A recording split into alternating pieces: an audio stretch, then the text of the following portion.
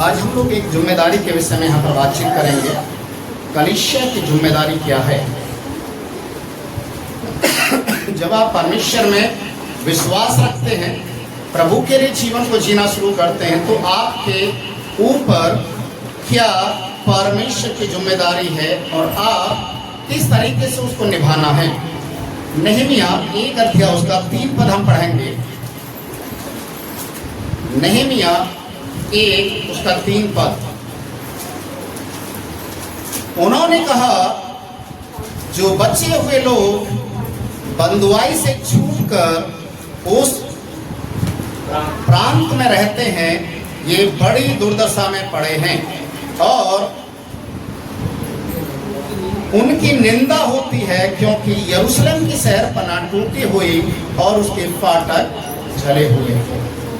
Hallelujah. यहाँ पर जब नहमिया ने इन बातों को सुना, नहमिया को यह संदेश मिला कि यरूशलेम की ओर जाने वाले जो लोग हैं, जो बंधुआई से छूट कर जा रहे हैं, जिनको बोला गया कि तुम अपने देश में अब जा सकते हो, अभी वे अपने देश में तो जा रहे हैं, पर उनके रहने के लिए स्थान नहीं, उनकी सुरक्षा के लिए 4 दीवारी नहीं है और लोग उनका मजाक बना रहे हैं, लोग उन्हें ठट्टों में उड़ा रहे हैं।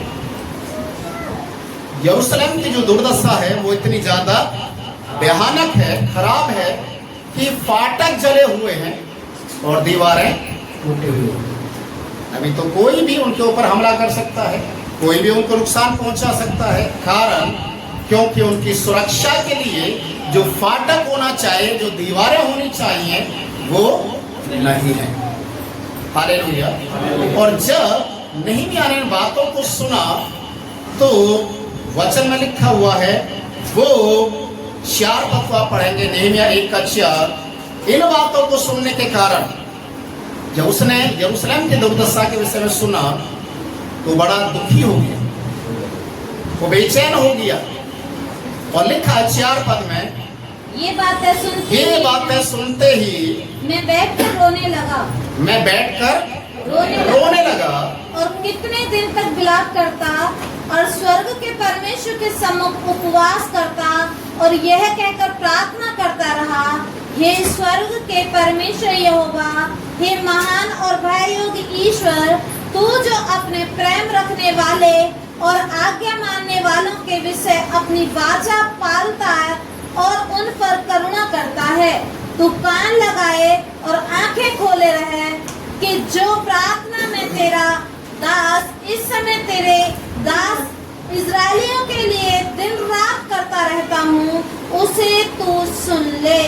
मैं इजरायलियों के पापों को जो हम लोगों ने तेरे विरुद्ध किए हैं मान लेता हूँ।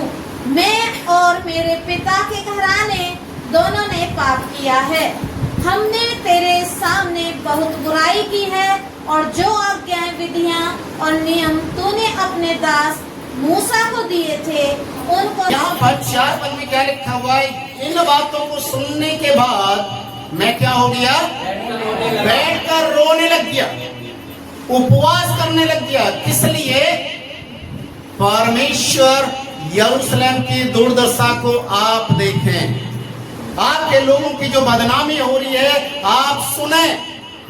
परमेश्वर, मैं तेरा सेवक, मैं तेरा दास होने के नाते मैं आपसे प्रार्थना कर रहा हूं, मेरे लोगों के ऊपर दया करें, मेरे लोगों के ऊपर तरस खाएं।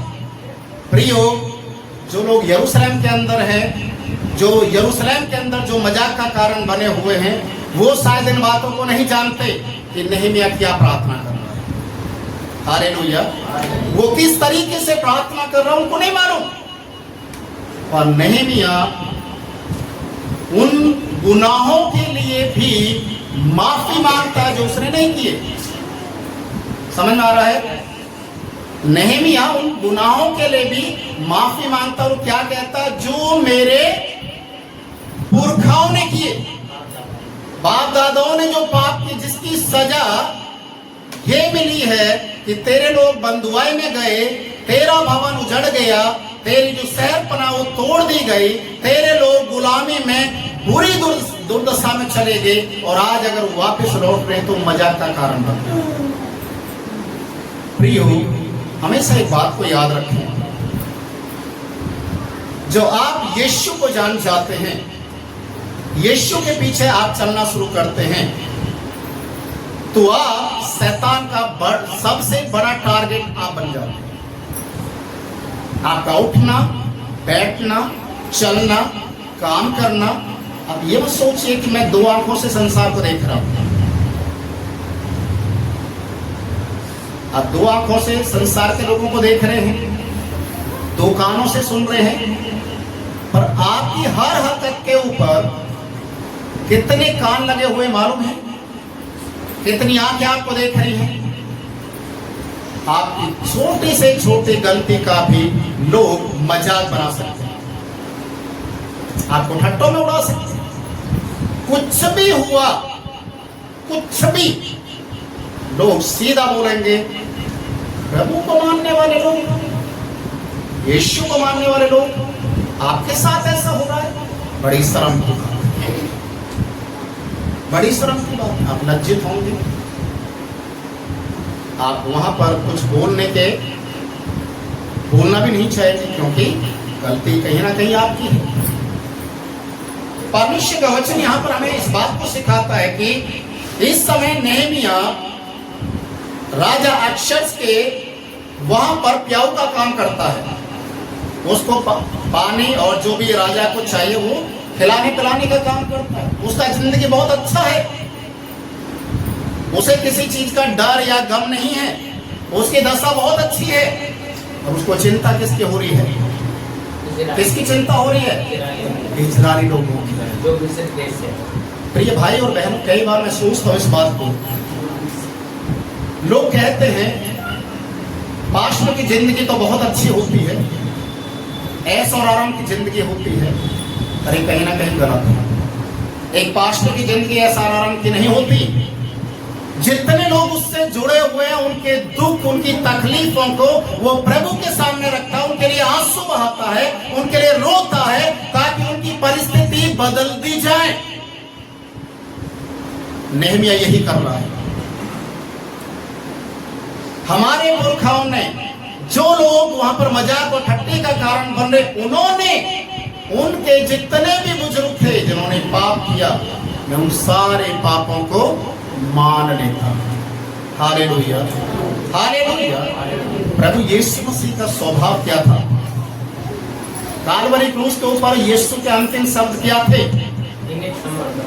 हे पिता, इन्हें क्षमा कर, क्योंकि ये नहीं जानते। प्रिय भाई और बहनों, आज कलीसिया के अंदर ऐसा होता है, विश्वासी लोगों के साथ में ऐसा होता है। वो नहीं जानते क्या कर रहे हैं, उसका दंड भी उनके ऊपर आता है, समस्या भी आती है। जब घुमा फिरा कर वो बातें पास्टर के पास आते, तो पास्टर, उसके पास एक ही हथियार है, घुटने के बल आकर उनके लिए प्रार्थना करता है।